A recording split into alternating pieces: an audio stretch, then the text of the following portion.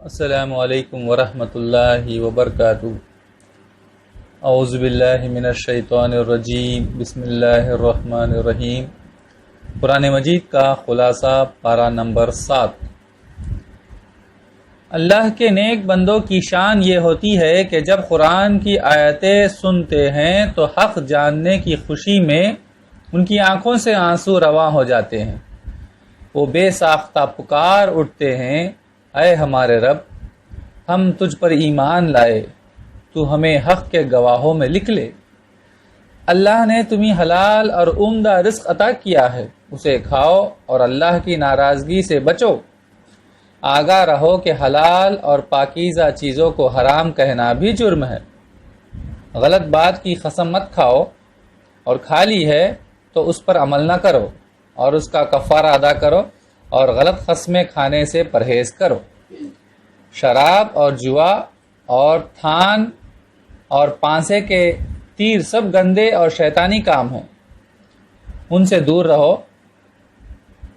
شیطان چاہتا ہے کہ اس طرح تمہارے درمیان دشمنی اور کینہ پیدا ہو جائے اور اللہ کے ذکر اور نماز سے تمہیں غافل کر دے۔ اللہ اور اس کے رسول کی بات مانو اور احتیاط کرو، ایمان کی حفاظت کرو، اچھے کام کرو، اللہ کی ناراضگی سے بچو اور بہتر سے بہتر روش اختیار کرو۔ حرام مہینوں میں خشکی کا شکار نہ کرو، اس میں تمہارا امتحان ہے۔ اس سے ثابت ہوتا ہے کہ اللہ کے بندے اللہ سے کتنا ڈرتے ہیں۔ اللہ سامنے نہیں ہے، پھر بھی اس سے ڈرتے رہو۔ پاک چیزوں سے دل لگاؤ اور ناپاک چیزوں سے اجتناب کرو، ان دونوں کے فرق کو سمجھنے کی کوشش کرو، اس طرح اللہ کی ناراضگی سے بچے رہو گے۔ اللہ نے جن چیزوں کا ذکر نہیں کیا ہے ان کی قرید میں نہ پڑو۔ اللہ نے جو بتایا ہے اس پر دھیان دو، اسی میں تمہاری بھلائی ہے۔ جانوروں کو دیوتاؤں کے نام پر آزاد چھوڑ دینے کا حکم اللہ نے نہیں دیا ہے، یہ اللہ پر جھوٹ باندھنا ہے۔ یاد رکھو، دین وہ ہے جو اللہ کی کتاب میں ہے، دین وہ نہیں ہے جو تمہارے آباء و اجداد سے تمہیں ملا ہے۔ اپنے ایمان کی حفاظت کرو، دوسروں کی گمراہی تمہیں راہ راست سے نہ ہٹا دے۔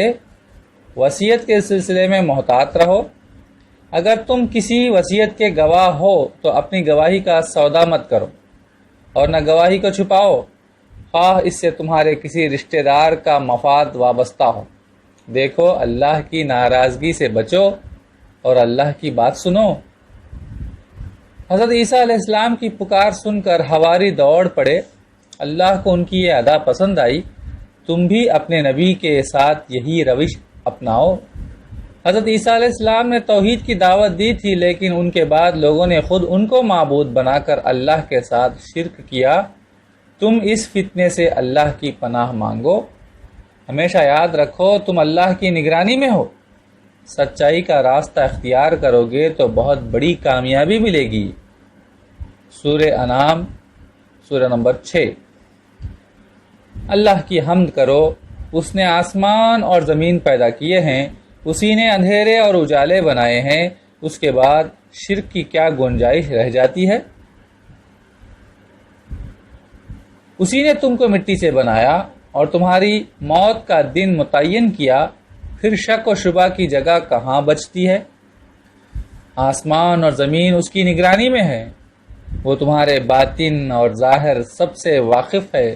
تمہاری ساری کمائی اس کے علم میں ہے، پھر اس سے بے خوف کیسے رہتے ہو؟ اللہ کی نشانیاں ہر طرف بکھری ہوئی ہیں، تاریخ تم سے کہیں زیادہ طاقتور قوموں کے بہت برے انجام کی گواہی دے رہی ہے۔ پھر بھی حق کو جھٹلانا اور اللہ کی آیتوں کا مذاق اڑانا کہاں کی دانش مندی ہے؟ جھٹلانے والے ہر حال میں جھٹلائیں گے، مذاق اڑانے والے ہر دور میں مذاق اڑاتے رہیں گے۔ تم ان سب سے بے پرواہ ہو کر توحید کا پیغام سناتے رہو۔ ساری مخالفت کے جواب میں تم کہہ دو کہ میں شرک نہیں کر سکتا، میں خالص خدا پرستی میں سب سے آگے رہوں گا، مجھے بڑے دن کے عذاب سے ڈر لگتا ہے، میں اپنے رب کی نافرمانی نہیں کر سکتا۔ تم ہر طرح کے شرک سے برات کا اعلان کر دو اور کہہ دو کہ سب سے بڑی گواہی تو اللہ کی گواہی ہے، اسی نے یہ قرآن بھیجا ہے اور مجھے حکم ملا ہے کہ اس کے ذریعے سب کو خبردار کر دوں۔ دیکھو، بہت بڑا ظلم یہ ہے کہ اللہ کی طرف کوئی جھوٹ بات منسوب کی جائے، اور یہ بھی بہت بڑا ظلم ہے کہ اللہ کے ہاں سے جو دین آیا ہے اسے جھٹلایا جائے۔ اللہ کے ساتھ شرک کرنے والے اور اللہ کی آیتیں جھٹلانے والے جب اپنے رب کے سامنے کھڑے کیے جائیں گے تو ان کا کیا حال ہوگا، اور جب وہ جہنم کی آگ کے پاس کھڑے کیے جائیں گے تو ان کی کیا کیفیت ہوگی۔ جب وہ گھڑی سامنے آ جائے گی تو انہیں اپنے کیے پر کتنا افسوس ہوگا۔ ایسے سب لوگوں کے لیے دنیا ہی میں اپنی روش درست کر لینے کا موقع ہے، بعد میں چلانا چیخنا کچھ بھی کام نہیں آئے گا۔ تمہاری دعوت کو لوگ جھٹلائیں گے، اس کا غم مت کرو، صبر کے ساتھ اپنا کام کرتے رہو۔ دعوت کے نتائج کے لیے جلد بازی مت کرو، لوگ جلدی سے ہدایت قبول کر لے، اس تمنا میں کبھی زیادہ اعتدال سے نہ ہٹ جانا۔ لوگوں کو حکمت کے ساتھ اس طرح دعوت دو کہ وہ کچھ سوچنے پر مجبور ہو جائیں، انہیں اچھائی کا اچھا انجام بتاؤ اور برائی کے برے انجام سے باخبر کرو۔ بتاؤ کہ انہیں اللہ پر ایمان لانا ہے اور اسی کی بندگی میں اپنی زندگی گزارنی ہے، ایسا کر کے وہ ہر خوف اور ہر غم سے محفوظ ہو جائیں گے۔ جو لوگ اللہ پر ایمان لے آئیں انہیں اپنی پلکوں پر بٹھاؤ، لوگوں کی باتوں میں آ کر انہیں اپنے سے دور نہ کرو۔ وہ اللہ کے شکر گزار بندے ہیں، اللہ کے نزدیک ان کا مقام بہت اونچا ہے۔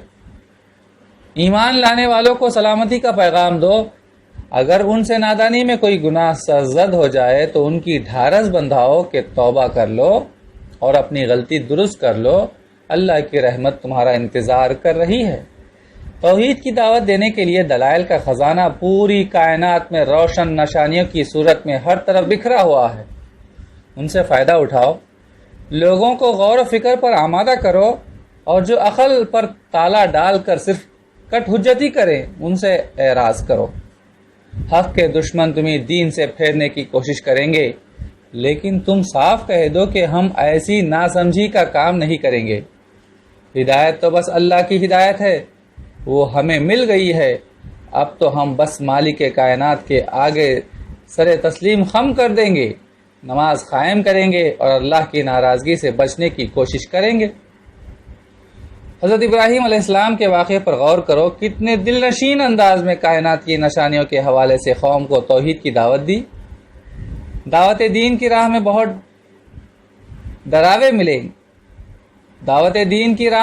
ڈراوے ملیں گے، مگر تم ان سے ہرگز نہ ڈرنا۔ جس کے دل میں ایمان بس جاتا ہے وہ کسی سے نہیں ڈرتا ہے۔ دنیا میں کفر اور شرک کے علمبرداروں سے معروف نہ ہو جاؤ۔ تمہارے سامنے نبیوں کا مبارک سلسلہ ہے، وہ سیدھے راستے پر تھے، ان کی زندگی نہایت خوبصورت زندگی تھی، وہ نیکیوں کا پیکر تھے، انہیں اللہ نے سارے انسانوں پر فضیلت عطا کی تھی، بس انہی کا راستہ اختیار کرو۔ تمہارے پاس یہ مبارک کتاب ہے، اس کے ذریعے لوگوں کو خبردار کرو۔ جو آخرت کی فکر کرتے ہیں اور جنہیں اپنی نمازوں کی قبولیت کا خیال ہے وہ اس سے فائدہ اٹھائیں گے۔ یہ لوگ اللہ کے علاوہ جن دیوتاؤں کو پوجتے ہیں انہیں گالیاں نہ دو، ایسا نہ ہو کہ وہ حد سے آگے بڑھ کر بے جانے بوجھے اللہ کو گالیاں دینے لگیں۔ دین کی دعوت ایک پاکیزہ عمل ہے، اس کی پاکیزگی کا خیال رکھو۔ وآخر الدعوانا ان الحمدللہ رب العالمین۔